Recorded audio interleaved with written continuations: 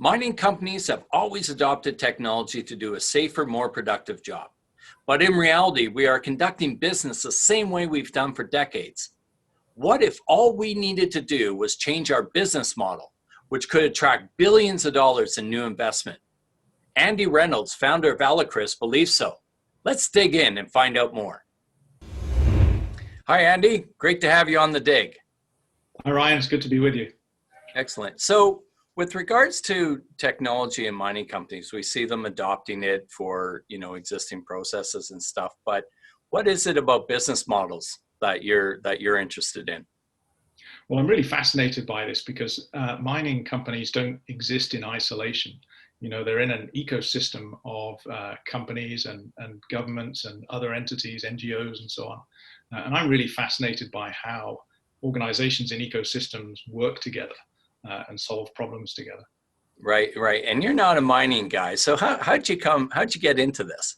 No, I'm not. My first career was actually as a naval engineer. So my background is marine engineering. And my second career was managing R&D in government labs. And I became really interested in how the technology we were producing in these labs was being adopted and what the obstacles to that were. So I eventually moved on from that and started consulting to mining companies to help them with their relationships with innovative suppliers. Okay, and so would that be the Inspire Resources? No, it's the name of my consulting business is Alacris. Inspire Resources is a company that we co-founded last year because if you really think about this business model in depth, then you arrive at a place where you really have to structure a new ecosystem to solve a new problem. And the problem that Inspire Resources is really focused on is how to elevate the value of mining in society and how to create more social impact from mining. And so when we look at technology in terms of, how's that link in with social impact? Well, this is a really interesting emerging angle on digitalization. Quite a lot of people are starting to see that digitalization has potential benefits to society and to sustainability. But we really see it as the reason why you would digitalize. The greater sustainability of the industry is the core reason for digitalization. And we can think of examples of that, like, for instance, you could have continuous environmental monitoring. And there are some companies that are doing this and sharing those results. You could have blockchain for tracking supply to ethical sources. And we think you can also do co-design through digitalization. Okay, that's an interesting term. What do you mean by co-design? What we mean by co-design is involving a lot more stakeholders in the design process. So this really means moving beyond consultation and actually having stakeholders of all kinds participate in the design process so that you can design in real time and incorporate those concerns, those needs, and those sources of intelligence into the design process. Right. No, go ahead. And this process can also extend to industrial partners. So you can have suppliers participate in the design process if you have the right tools to engage them. Okay, because that's what I was going to ask. Like, what does this mean? What does this mean from a supplier perspective? Mm-hmm. Well, if we're gonna use digitalization to create radical transparency for external stakeholders, then it should be really the easiest thing in the world to create that same transparency for the design team. And so we believe that we'll be able to engage suppliers much more closely in the design process for mines and processing plant. And as a result, suppliers will be able to see much more clearly the impact that they have through mining projects. That will be helpful for them, but it will also enable them to ensure that a mining project can take advantage of their innovation. So we would see a lot more innovation being enabled in the supply chain. And what we'll see as a result of that is that suppliers who are inclined towards transparency and collaboration will rise up to the higher tiers of the supply chain and those who are more focused on delivering commodities, commodity elements of the supply chain will tend to be in the lower tiers. So, we think suppliers ought to be thinking about servitization in particular. Okay, what does that mean, servitization? Yeah, it's a terrible word, isn't it? But it's a word that describes a trend in industry from product-based business models to service-based business models, and ultimately to performance-based services.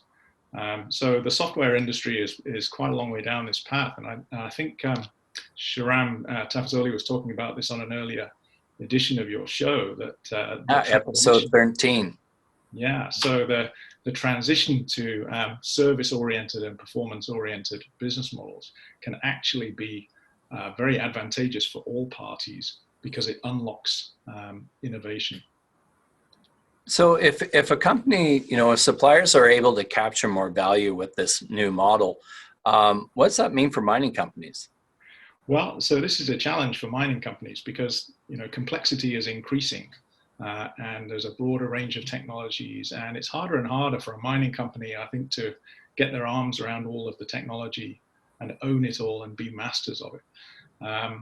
And so some are responding well to that, and some are trying to get themselves to the role of architect of that system. And others, I think, are still, to some extent, playing zero-sum games with their suppliers, and it's an adversarial marketplace for many companies. So I really think that those the mining companies that succeed will be those that learn how to orchestrate and lead an ecosystem of suppliers with a transparent framework and an effective architecture for integrating all of that. There's a real systems integration gap at the moment in the mining business. Right, and it seems like there's kind of an intersection point now, like the technology is ready for it. It's ripe for this type of new change. Yeah, I think so. So if we think about digitalization as being a tool for integrating a lot of sources of innovation, then that's really quite mature in many industry sectors. There's a bit of a problem with mining in that a lot of digital tools in mining are stuck inside consulting business models. So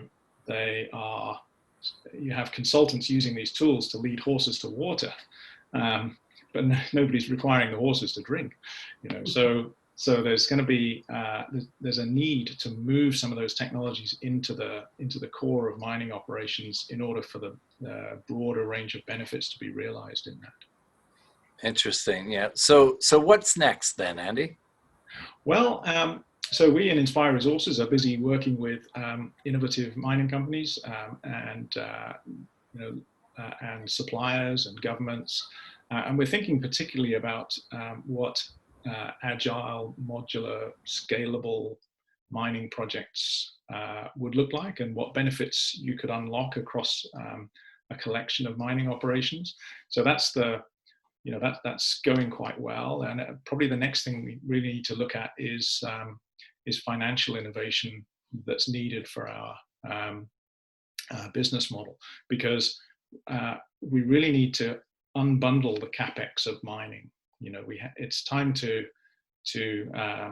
open up that box and say which packages of investment sit best in which sources of capital, and how do we structure the risks so that capital can be unlocked. If you think, for instance, about impact investment, so investment that goes to creating social impact, there is a very rapid increase in the amount of impact capital in the world, and almost all of it regards mining as toxic at the moment. So, the question is, how are we going to restructure the business so that we can unlock those sources of capital? And that's something we're going to be very much focused on over the next few years. Yeah, and can you explain a little more about impact investing? Like, so what's their goal? What are they trying to do? Impact investments are seeking a financial return, but they are also seeking a return in terms of social impact generated. So that's typically socio-economic development. And typically impact investors are things like family foundations. There's a lot of capital that is going to be transferred from the boomer generation to the millennials over the next few years. And the expectation is that the thesis for investing that capital will shift much more towards social impact and not just economic returns alone. So this is a really exciting time for capital moving around, you know, and I think mining companies need to think about where their capital is going to come from in the future and how the business is going to be made attractive to those sources of capital. Yeah, very, very interesting. You know, Andy, I want to thank you very much for being on the show. This is definitely at the forefront of this industry, and I look forward to seeing how it develops and transpires in the near future with you. Thanks very much, Ryan. Really appreciate the opportunity. Good to be with you. Take care. You too. And thank you for joining us on The Dig. But before we go, I want to remind our viewers about our compendium. It's the 25th anniversary, so it's a special edition you definitely want to be a part of. Also, we have the annual forum. It'll be held in November, and it will be a virtual event. And what's interesting about being virtual, instead of one day, it's going to be held over 3 weeks. So it's something you definitely want to be a part of. Until next time, I'm Ryan McEachern. Take care and stay safe.